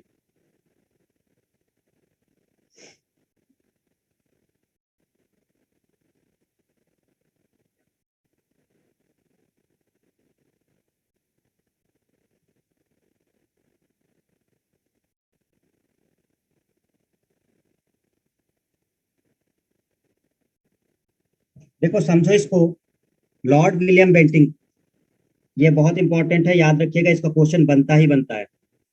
ठीक है, सती प्रथा पर रोक लगा दी, सती प्रथा पर रोक लगा दी 1829, ये ध्यान रखना है आपको। हुआ क्या था, जो राजा राम मोहन राय हैं, आप जानते होंगे कि सती प्रथा पर के लिए दूर करने के लिए इनको काफी श्रेय जाता है, राजा राम मोहन राय को। तो इनकी भाभी थी राजा राम मोहन राय की, 1811 में, 1811 में इनकी भाभी सती हो गई, जो राजा राम मोहन राय थे। तो राजा राम मोहन राय की भाभी जो थी वो सती हो गई, और बहुत अच्छी थी, मतलब राजा राम मोहन राय बहुत मानते थे, और वो भी बहुत ज्ञानी और सुशील इस तरह की थी। तो इससे राजा राम मोहन राय को बहुत दुख हुआ, बहुत ज्यादा दुख हुआ जब वो सती हो गई। तो उन्होंने कहा कि ये प्रथा बहुत ही गड़बड़ है, और इससे न चाहते हुए भी लोगों को अपना जान देना पड़ता है। 1811 की बात। तो राजा राम मोहन राय किसी भी प्रकार से इसको खत्म करना चाहते थे। इसके लिए उन्होंने बहुत सारी चीजें की, लोगों को जागरूक किया। बट आप जानते हो कि जब इतनी जल्दी कोई चीज खत्म होती नहीं है, तो यहाँ पे जो लोग मानने वाले थे वो कहते हैं कि आप धर्म के विरुद्ध जा रहे हैं, और आप हमारी जो प्रथा है उसको आप नष्ट करना चाह रहे हैं। तो बहुत लोगों ने विरोध किया इनका, राजा राम मोहन राय। तो इनको कुछ समझ में आ नहीं रहा था। तो इन्होंने कहा क्यों ना इसके लिए कोई कानून वगैरह ही बनवा दिया जाए तो बेटर रहेगा। तो अब कानून वो तो बना नहीं सकते थे भाई, जो गवर्नर जनरल है वही कर सकता था ये काम। तब इन्होंने लॉर्ड विलियम बेंटिक को कुछ मतलब सुझाव दिए कि अगर आप ऐसा करते, बहुत ज्यादा दिक्कत हो रही है समाज में और इसका गलत उपयोग हो रहा है।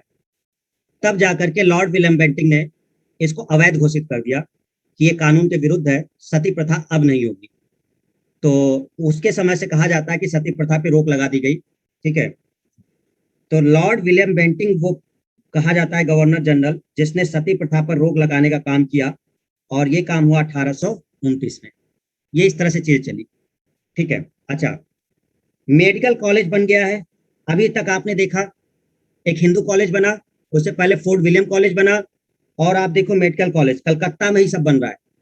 और रुड़की, रुड़की कलकत्ता में नहीं है, रुड़की में प्रथम इंजीनियरिंग कॉलेज की स्थापना हो गई। एक इंजीनियरिंग कॉलेज वहां पर बना दिया गया। और आज भी देखोगे जो खड़गपुर जो आपका है, काफी पुराना इंजीनियरिंग कॉलेज है। ठीक है ना, जो आईआईटी वगैरह उसमें आता है, तो रुड़की में ही वो आपका वहां पे आता है। तो एक इंजीनियरिंग कॉलेज ये बन गया आपका, मेडिकल कॉलेज, सती प्रथा पे रोक, 3 पॉइंट। अगर याद हो, कॉर्नवालिस के लिए जब हमने आपको पढ़ाया था तो उसने 4 सर्किट कोर्ट बनवाए थे, मुर्शिदाबाद, वो 4 नाम बताए थे ना हमने आपको, जो लॉर्ड कॉर्नवालिस ने ही बनवाए थे। ये कोर्ट को इसने बंद कर दिया। इसने कहा अब इस कोर्ट की कोई जरूरत नहीं है, जो 4 सर्किट कोर्ट कॉर्नवालिस ने बनाए, इसको इसने बंद करा दिया। और न्यायालय में जो फारसी भाषा का प्रयोग हो रहा था, क्यों? क्योंकि जो मुगल सत्ता है उनकी राज की भाषा फारसी थी। तो मुगल शासन जब चल रहा था तो हर चीज फारसी में हो रही थी। लेकिन जब अंग्रेजों ने देखा कि हमारी सत्ता ही सबसे मेन आ रही है, अब मुगल तो उतने पावरफुल रह नहीं गए, तो इन्होंने कहा कि फारसी की अब कोई जगह नहीं है। अब जो देसी भाषाएं हैं, जिस भाषा में लोग समझते हैं, जिस क्षेत्र के हैं, क्योंकि बहुत सारी भाषाएं यहाँ चल रही हैं, तो हम क्यों ना वो सारे काम देसी भाषाओं में कराएं। तो ये श्रेय इसी को जाता है कि जो फारसी भाषा को बंद करके देसी भाषाओं में शुरू किया न्यायालयों में। आगे चल के ये सब काम इंग्लिश में होने लग जाएगा जब वो इंग्लिश शिक्षा का वो प्रचार करेगा। ठीक है, ठगी प्रथा का अंत कर दिया। देखो इसी की हम बात कर रहे थे। तो ठगी प्रथा का अंत कर दिया 1830 में। ये ठग इनको बड़ा नुकसान पहुंचाते थे। ठग का मतलब ये उनको ठग बोले हैं जो इनको लूटते थे, उनको इन लोगों ने ठग नाम दे दिया। जो अंग्रेजों को नुकसान पहुंचाते थे, इनके धन को लूट लिया करते थे, व्यापार को नुकसान पहुंचाते थे, कभी भी हमला कर देते थे, तो उनको इन लोगों ने ठग का नाम दे दिया कि ये लोग ठग है। ठीक है, और इस ठग में सब शामिल थे, हिंदू मुस्लिम जो भी थे सब शामिल थे। तो इनसे इनको दिक्कत भी बहुत थी। तो आगे चल करके आप देखेंगे कि ये आपस में लड़वाएंगे हिंदू मुस्लिम को, क्योंकि हिंदू मुस्लिम इस समय इकट्ठा होकर के चीजों को कर रहे हैं, क्योंकि अंग्रेज पूरी तरीके से हावी हैं। तो इस समय साथ हिंदू मुस्लिम देंगे एक दूसरे का। लेकिन आगे चल करके करीब 1830 चल रहा है, लगभग 70-80 साल बाद आपका लगभग ये वैमनस्य पैदा हो जाएगा दोनों के बीच, और अंग्रेज उसमें फूट डालो, राजनीति करो, इस तरह की चीजें शुरू कर देंगे। ठीक है, वो आगे की बात हम करेंगे आपसे। तो आपको बस इतना ध्यान रखना है कि जो स्लीमन वाला है, ये याद रखना है, ये इंपॉर्टेंट ज्यादा है। ये जैसे हमने टॉमस मुनरो बताया ना आपको, ये वाला कि टॉमस मुनरो इंपॉर्टेंट है, वैसे ये स्लीमन इंपॉर्टेंट, कि ठगी प्रथा का अंत जो 1830 में हुआ है वो किसके नेतृत्व में कहा जाता है? स्लीमन के नेतृत्व में कहा जाता है। कैप्टन स्लीमन है, इनके नेतृत्व में। गवर्नर जनरल कौन है? वो लॉर्ड विलियम बेंटिक है। स्लीमन ने क्या किया, बहुत सारे ठगों को बंदी बना लिया, लगभग 1500 ठग को इसने बंदी बना लिया था। आधे से ज्यादा लोग को इसने फांसी दे दी, ठीक है। और कई लोगों को जेल में डाला, नुकसान पहुंचाया, इस तरह से इसने इनका अंत किया था, ठगों का। तो ये एक इंपॉर्टेंट पॉइंट है जो ठगी प्रथा का अंत हुआ है। अब ध्यान रखिएगा, ठीक है। समझ में आई सबको बात? तो ये कुछ इंपॉर्टेंट पॉइंट्स। आगे बढ़ते हैं जरा। अब क्या किया गया, इसके बाद कुछ चीजें हुई। क्या? अब ये इंपॉर्टेंट पॉइंट ये भी है, कुशासन के आधार पर, कुशासन के आधार पर मैसूर, कुर्ग की रियासतों को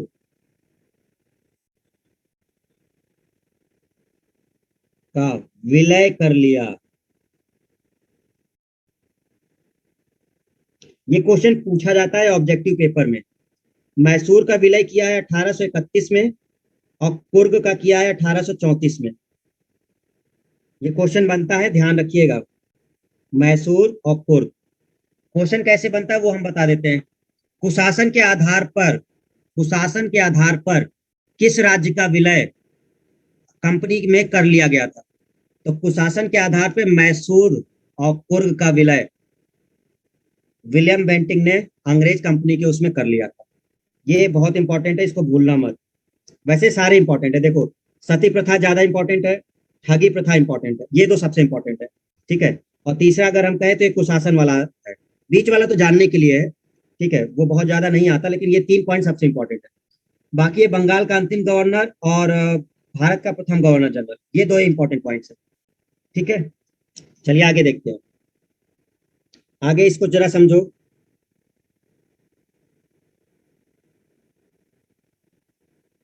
1834 में आगरा प्रेसिडेंसी का निर्माण, 1834 में आगरा प्रेसिडेंसी का निर्माण अफीम का व्यापार केवल बंबई से निर्यात की जा सकती थी।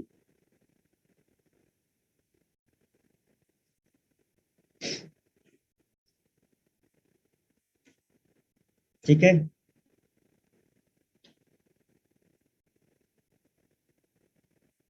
1835 का शिक्षा संबंधी, 1835 का शिक्षा संबंधी प्रस्ताव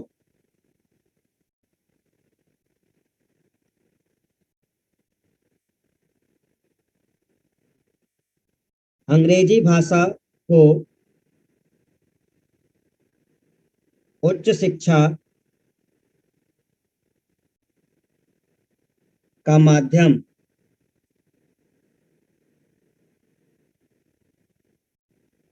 बनाए जाने की घोषणा।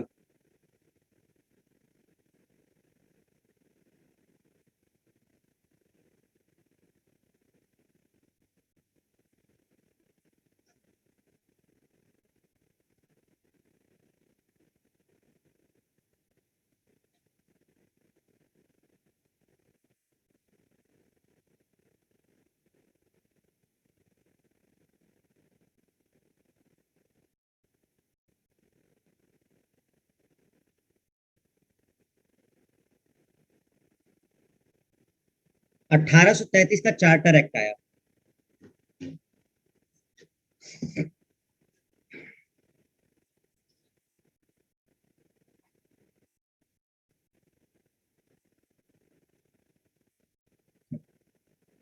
अच्छा, एक पॉइंट इसमें चार्टर एक्ट अभी समझाते हैं, उससे पहले एक पॉइंट और समझ लो इसके लिए।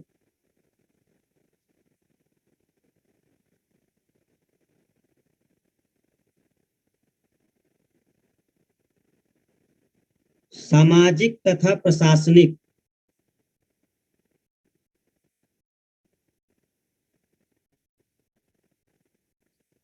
सामाजिक तथा प्रशासनिक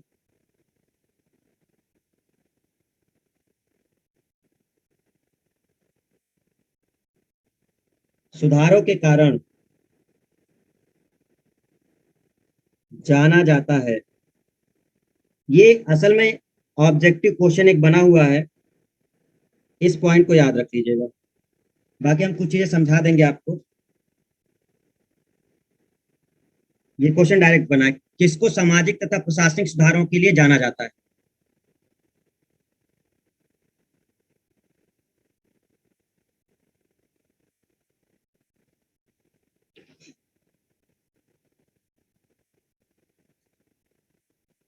सर, मैसूर स्टेट को लॉर्ड वेलेजली ने मिला लिया था सहायक संधि के थ्रू। हाँ, तो सहायक संधि के थ्रू मिला लिया था, लेकिन शासन किसका चल रहा था? देखो, सहायक संधि में हमने बोला क्या था आपसे कि सहायक संधि में वो करता क्या था? केवल अपना एक रेजिडेंट वहां पे रख देता था उनके दरबार में। सहायक संधि में अंग्रेज कंपनी का एक रेजिडेंट रहता था और एक सेना को रखा था। पूरा अधिकार थोड़े ना कर लिया था। जो शासक है वो शासक रहेगा, बस ये था कि एक अंग्रेज कंपनी का एक अधिकारी वहां रहेगा उसके दरबार में, और जो चीजें होंगी वो उसको प्रोवाइड करता रहेगा। अब ये पूरी तरीके से देखो, अब किसने पूछा है? ये पंकज। तो अब इसमें एक पॉइंट समझो कि आप समझा दें। अब इस पॉइंट को जब पढ़ोगे ना, कुशासन के आधार पे, चलो समझा देते क्योंकि तुम लोग को दिक्कत होगी। जब लॉर्ड वेलेजली ने सहायक संधि लगाई, तो सहायक संधि में उसने रेजिडेंट रखा था, कंपनी का एक आदमी राजा के दरबार में रहेगा, ठीक, और एक सेना की टुकड़ी वो राजा रखेगा जिसका खर्च वो वहन करेगा। इसी के तहत तो कंपनी को पता चल रहा है कि असल में मैसूर में क्या चल रहा है। तो ये जो रेजिडेंट है यही गड़बड़ कर रहा है। वो रेजिडेंट कंपनी को सूचना दे रहा है कि मैसूर में बहुत भ्रष्टाचार हो गया है, अव्यवस्था हो गई है, यहाँ का प्रशासन एकदम खत्म हो गया है और ये लोग संभाल नहीं पा रहे हैं, तो कृपया मैसूर का जो साम्राज्य है कंपनी अपने हाथों में ले ले। ये जो रेजिडेंट है ये वही बता रहा है। तो इसके तहत आरोप लगाया, किसने? लॉर्ड विलियम बेंटिंग ने। कहता है कि भैया तुम लोग शासन नहीं संभाल पा रहे हो, मैसूर को कहा, और यह हमें जानकारी मिल रही है कि आपके इसमें बहुत अव्यवस्था हो चुकी है। तो अब मैसूर का शासन कंपनी खुद संभालेगी। अभी तक हम केवल रेजिडेंट रख रहे थे, लेकिन अब मैसूर का शासन भी हम ही संभालेंगे। तो ये है कुशासन का आरोप लगा करके शामिल करना। तो अब वो कुशासन का आरोप लगा करके उसको शामिल ही कर लिया है उसने। ये है इसका मतलब, ठीक है। चलिए, अच्छा, दूसरा पॉइंट समझिए जरा इसमें। अभी तक प्रेसिडेंसी की अगर हम लोग बात करें, देखो यहाँ पे एक आगरा प्रेसिडेंसी क्यों इंपॉर्टेंट पॉइंट है, क्योंकि अभी तक तीन ही प्रेसिडेंसी है। कौन सी? एक मद्रास में प्रेसिडेंसी चल रही है, एक बंबई में चल रही है, और एक बंगाल में चल रही है। अब एक चौथी प्रेसिडेंसी ला दी गई है जिसको बोला गया है आगरा प्रेसिडेंसी 1834 की, ठीक है। तो ये एक पॉइंट इसी के समय लाया गया। अफीम का व्यापार, ये अफीम का पैदावार ज्यादातर बंगाल बिहार की तरफ होता था, तो इसका व्यापार उधर से भी होता था। लेकिन इसमें एक नियम लाया गया कि अब ये केवल बंबई से ही निर्यात किया जाएगा। जो बंबई के पोर्ट है यही इसको निर्यात कर सकते हैं, ये भी लाया गया। वैसे ये चार्टर एक्ट में आया था, 1833 का जो चार्टर एक्ट है इसमें ये चीज प्रोवाइड की गई थी। 1835 का शिक्षा संबंधी प्रस्ताव आया। यही देखो, यही खतरनाक चीज जो शुरू हो रही है अब। जो 1835 में जो शिक्षा संबंधी प्रस्ताव आया है, इसने सीधा सीधा लागू कर दिया क्या? जो अंग्रेजी भाषा है हम इसी को मान्यता देंगे। अंग्रेजी भाषा ही उच्च शिक्षा का माध्यम बनाई जाएगी, देसी भाषा में हम उच्च शिक्षा नहीं देंगे। इसलिए आज भी आप देखिए जो इंजीनियरिंग कॉलेज है उसमें इंग्लिश की ही बुकें चलती हैं, इंग्लिश में चीजें चलती है। मेडिकल कॉलेज है, इंग्लिश में चलता है। जितने हायर है ये सब इंग्लिश में चलते हैं। आप भले कुछ भी किसी भाषा में पढ़ के आए हो, जब आप इंजीनियरिंग करने जाते हैं तो आपको वो चीजें इंग्लिश में मिलती हैं। ये सब यहीं की देन है, और जो आज भी चल रहा है जिसको हटाने की हिम्मत कर नहीं पा रहे थे लोग। बट हाँ, अब इस समय इस पे ध्यान दिया जा रहा है। कई सारी चीजें हिंदी में लाने की कोशिश की जा रही है। अगर सब कुछ सही चला तो आगे एक आध वर्षों में वो लागू कर दिया जाएगा। दिक्कत उनको होती है जो हिंदी भाषी क्षेत्र से आते हैं। अचानक से आप पढ़ करके पहुंचते हैं वहां 12 तक हिंदी में पढ़ के, सारी किताबें इंग्लिश में आ जाती हैं, सब गड़बड़ हो जाती है। एक तो आपको इंग्लिश बोलना नहीं आता, वहां पर सीबीएसई बोर्ड का स्टूडेंट पहुंचता है इंजीनियरिंग में, अब आप अपने को हीन समझने लगते हैं। मानसिक, हमको कुछ आता ही नहीं है, जबकि आप तेज है, ऐसा नहीं कि आप तेज नहीं है, बट आपको वो लैंग्वेज नहीं आ रही है, आप एक्सप्रेस नहीं कर पा रहे हैं उस चीज को, किताबें पढ़ने में आपको दिक्कत हो रही है, यहाँ चीजें पिछड़ जाती है। ये है गड़बड़। भाई हम पूरा बचपन से जिस भाषा को पढ़ते आ रहे हैं और आगे चल करके अचानक से उसको बदल दिया जाए तो बहुत सारी दिक्कतें होती है। तो इंजीनियरिंग कॉलेज में हिंदी भाषी क्षेत्रों के लिए कुछ दिक्कतें पैदा हो जाती हैं, जिससे वो अपने आप को हीन समझते हैं। हीन है नहीं, लेकिन समझने लगते हैं क्योंकि बोलना नहीं आता है। और ये कुछ चीजें थी, तो यहाँ से इसने 1835 का शिक्षा संबंधी प्रस्ताव लाया और अंग्रेजी भाषा को उच्च शिक्षा का माध्यम बना दिया है। यहाँ से चीजें शुरू हो गई हैं। अब हम बात कर लेते हैं चार्टर एक्ट की। ये है इंपॉर्टेंट पॉइंट, इसको हम अभी समझा देते हैं, यही इसका लास्ट पॉइंट है। ठीक है, 1833 का चार्टर एक्ट ये क्या है? तो 1833 के चार्टर एक्ट को समझने के लिए आप एक सीधा सा पॉइंट समझिएगा। सबसे पहला क्या, ठीक है, बस ये कंप्लीट करते हैं फिर खत्म करते हैं।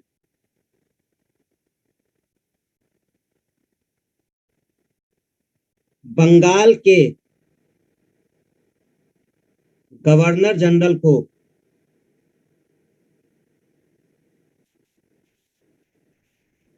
भारत का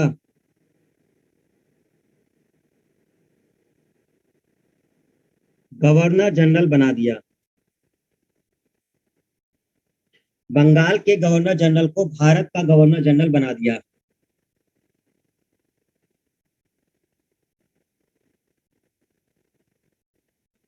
कंपनी का अधिकार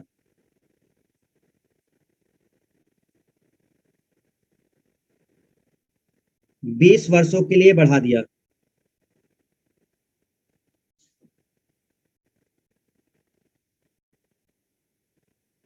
ठीक है, कंपनी का अधिकार 20 वर्षों के लिए बढ़ा दिया। कंपनी का अधिकार 20 वर्षों के लिए बढ़ा दिया।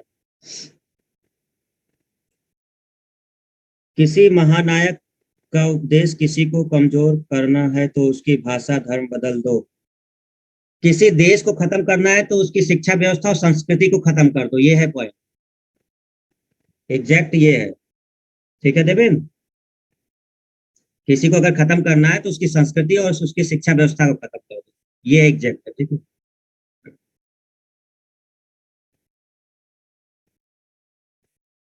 तो कंपनी का अधिकार 20 वर्षों के लिए बढ़ा दिया गया। ध्यान रखिएगा, फिर से 20 वर्षों के लिए इसको अधिकार दे दिया गया है। कंप्लीट।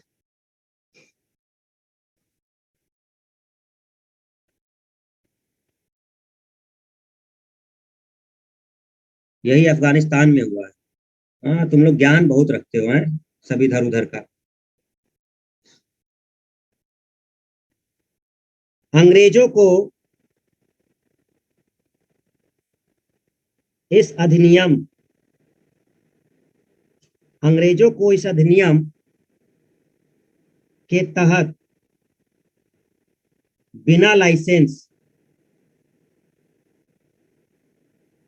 भारत में आने, बसने,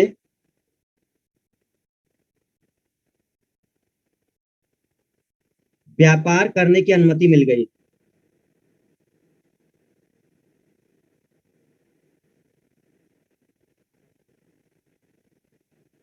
देखो, इसी की बात हम कर रहे थे आपसे। अब उनको लाइसेंस की जरूरत नहीं है। ठीक है, अब उनको लाइसेंस की जरूरत नहीं है।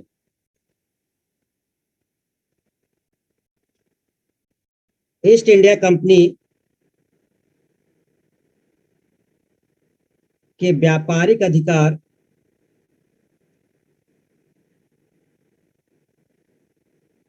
खत्म कर दिए।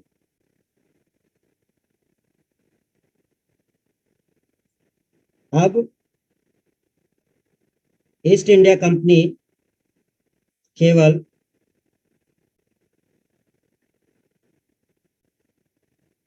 प्रशासनिक कार्य, एडमिनिस्ट्रेटिव देखेगी,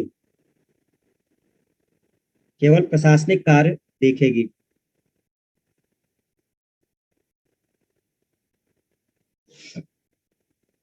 ठीक है,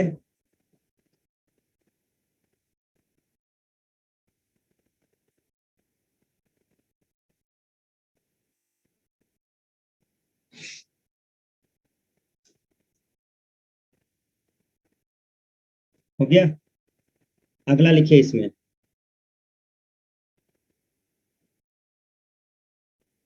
गवर्नर जनरल की परिषद में फोर्थ मेंबर को शामिल किया गया।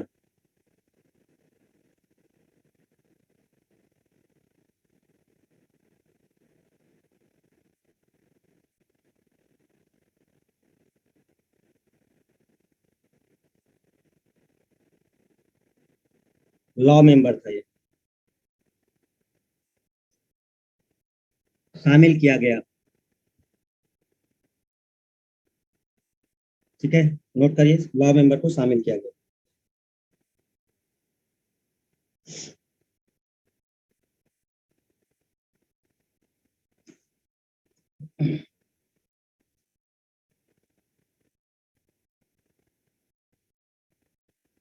इस एक्ट के तहत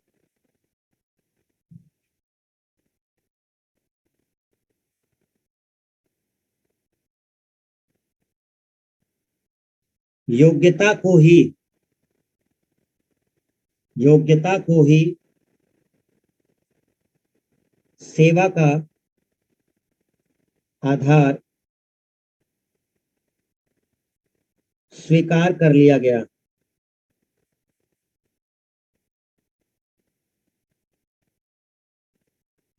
स्वीकार कर लिया गया, लेकिन शुरू नहीं हो पाई। लेकिन शुरू नहीं हो पाई।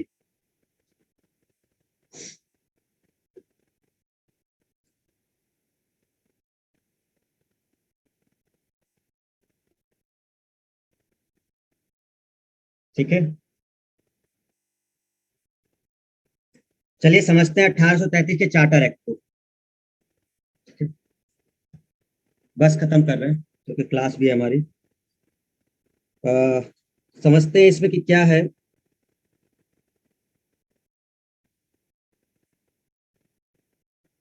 देखो, सबसे पहला पॉइंट आप देखो, नोट कर लिए सब लोग। तो 1833 का चार्टर एक्ट आप देखिए कि क्या इसमें किया गया। इससे पहले जरा एक बात समझो, पहला पॉइंट। अच्छा, एक और पॉइंट आपको बता देते हैं। जो लॉर्ड विलियम बेंटिंक था 1828 से 33 तक, या 1833 तक ये अंतिम गवर्नर जनरल रहा है। लेकिन भारत का प्रथम गवर्नर जनरल जब ये बना है तो ये 33 से 35 तक, जो 1833 तक है ये गवर्नर जनरल है। लेकिन 33 से 35 2 सालों के लिए भारत का बना है, ध्यान रखिएगा। तो भारत का जो गवर्नर जनरल बना है वो 1833 से 35। क्यों? क्योंकि चार्टर एक्ट 33 में आया है, तो वो जो चार्टर एक्ट है उसी ने इसको बनाया है। तो अगर हम देखेंगे इसमें, तो सबसे पहला यही पॉइंट था। क्या पॉइंट था? कि बंगाल के गवर्नर जनरल को भारत का गवर्नर जनरल बना दिया। तो 1833 में जब ये चार्टर एक्ट आया, तो इस चार्टर एक्ट के तहत भारत का गवर्नर जनरल बना दिया। किसको? विलियम बेंटिंक को। 2 साल रहेगा ये, 33 से 35 तक। तो वो आपका भारत का गवर्नर जनरल रहेगा। दूसरा पॉइंट, कंपनी के अधिकार को 20 वर्षों के लिए फिर से बढ़ा दिया गया। अब देखिए, 20 वर्ष के लिए बढ़ाया है, इसीलिए एक और आएगा 53 में, क्योंकि 1833 में 20 वर्ष के लिए और बढ़ाया है। तो एक और चार्टर एक्ट आएगा जो 1853 में, फिर वो खत्म कर दिया जाएगा। फिर उसके बाद ब्रिटेन के हाथ में चला जाएगा, संसद वहां जो महारानी है विक्टोरिया, 1857 की क्रांति हो जाएगी और उसके बाद वो चार्टर एक्ट नहीं आएगा, वो सीधे सीधे उनके अधिकारों में चला जाएगा। तो 20 वर्षों के लिए बढ़ा दिया गया। अगला पॉइंट इसमें देखना है, अंग्रेजों को इस अधिनियम के तहत बिना लाइसेंस भारत आने बसने व्यापार करने की, थोड़ी देर पहले हमने इससे पहले वाले चार्टर एक्ट में बात की थी, अगर थोड़ा याद हो 1813 में, कि कंपनी के अलावा भी ब्रिटिश नागरिक आ सकते थे, लेकिन उनको एक परमिशन लेनी पड़ती थी, किससे? बोर्ड ऑफ कंट्रोल से, लाइसेंस लेकर ही वो आ सकते थे। इस लाइसेंस को खत्म कर दिया गया। अब आप भारत में आ भी सकते हैं, बस भी सकते हैं, व्यापार भी कर सकते हैं और आपको लाइसेंस की जरूरत नहीं है। ये बात 33 में की गई, 1833 में।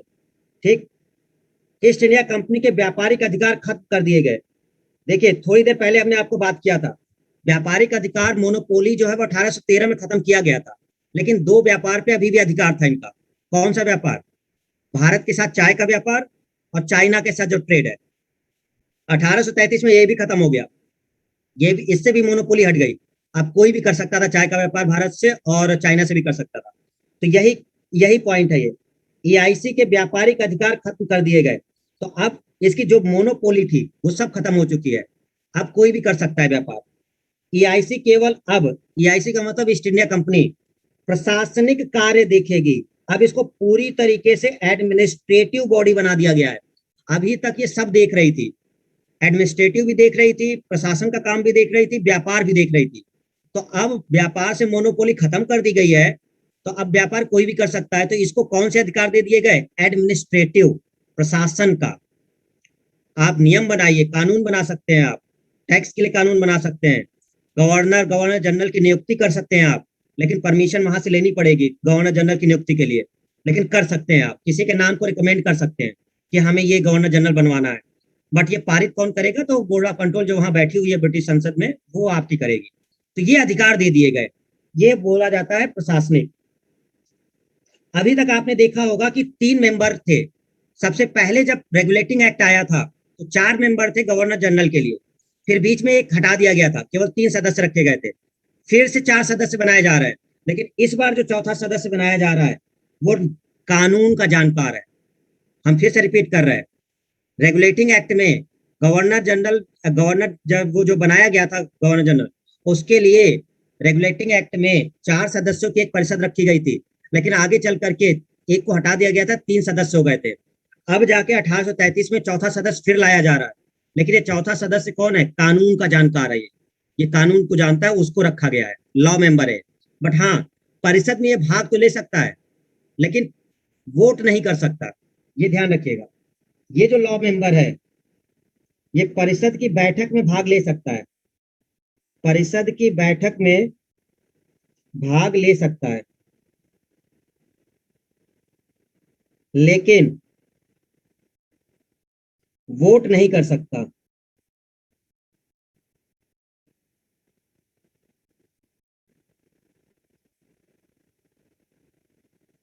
मतलब ये नहीं कर सकता कि अगर कोई नियम कानून बनाया जा रहा है तो कह दे कि मैं असहमत हूं, ये नहीं। हाँ, अपनी राय दे सकता है, भाग ले सकता है चीजों में, ये कर सकता है। तो बाकी सब काम के लिए वो नहीं था।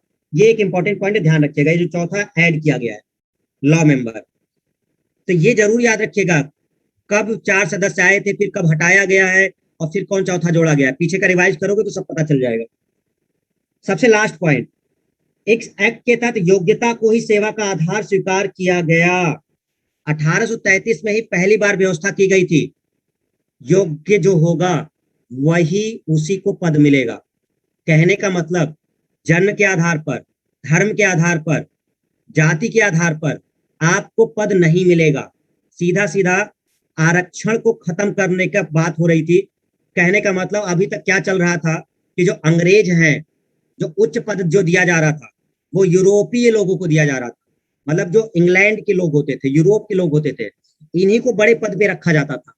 ठीक है, तो अब क्योंकि वो अपने को श्रेष्ठ मानते थे, तो यहाँ के लोगों को वो नहीं रखते थे जल्दी। तो इसमें ये बात की गई कि योग्य व्यक्ति हो, चाहे कोई भी हो, अगर वो योग्य है तो उसको ही दिया जाएगा पद। इसमें कोई ये जाति धर्म का कोई मतलब यहाँ नहीं रखना है। बट अंग्रेज के समय में भी ये लागू नहीं हो पाया। ये इस तरह का एक पॉइंट था जो इनके समय में भी लागू नहीं हो पाया, जबकि इनका पूरा एक अधिकार चल रहा था, तब भी ये योग्यता को नहीं लागू करवा पाए। नियम तो जरूर दिया गया, लेकिन शुरू नहीं हो पाई। क्लियर है? तो ये चल वही रहा, यूरोप के लोग ही शामिल होंगे, बड़ा जो पद होगा वो उन्हीं को मिलेगा। ये सब चल रहा था पॉइंट। तो ये भी आपको ध्यान रखना है, बस इतना सा पॉइंट है जो इस समय चार्टर एक्ट में बात हुई है। तो चार्टर एक्ट की इतनी सारी बातें, काफी इंपॉर्टेंट चार्टर है ये 1833 का। ठीक है, तो ध्यान रखिएगा इन चीजों को सभी लोग। ठीक है, अब अगर हम आपसे क्वेश्चन पूछें, आप लोग आंसर दीजिएगा, जस्ट बस हम खत्म कर रहे हैं। किस चार्टर एक्ट के तहत कंपनी के व्यापारिक अधिकार को पूर्णतः खत्म कर दिया गया?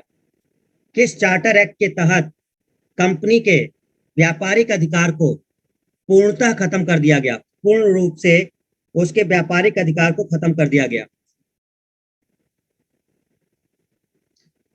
1813 या 1833?